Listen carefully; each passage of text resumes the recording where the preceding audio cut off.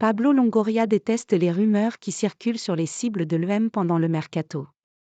Le président marseillais a l'intention de rappeler aux supporters la dure réalité économique de la situation. Spécialiste du mercato, Pablo Longoria adore cette période et il adore encore plus jouer au chat et à la souris, avec les médias, les agents et les suiveurs.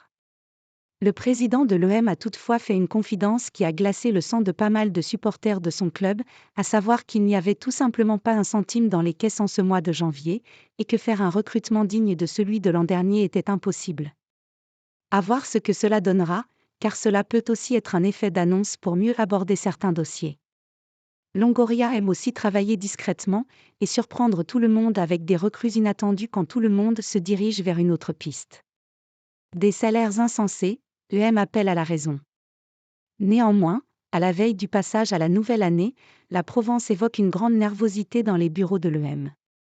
Le profil des pistes annoncées dans la presse a tendance à agacer la direction, pour qui les noms cités ne sont pas du tout réalistes.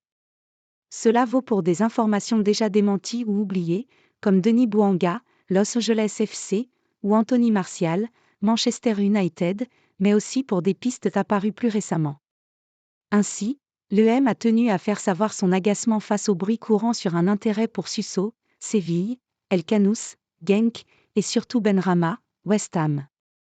L'Algérien a envie de quitter West Ham, où il n'est plus titulaire, et a affiché sa préférence pour l'OM plutôt que l'OL, qui le suit également. Mais pour la direction marseillaise, sans même parler d'un transfert ou d'un prêt, le montant du salaire de ces joueurs est jugé insensé, et est donc à oublier d'entrée de jeu. Un sacré coup de froid alors que le dossier menant notamment à Benrahma était considéré comme le bon plan de l'hiver avec sa capacité à animer le jeu offensif et à compenser certaines absences, sachant qu'il ne disputera pas la CAN 2024 avec les Fennecs.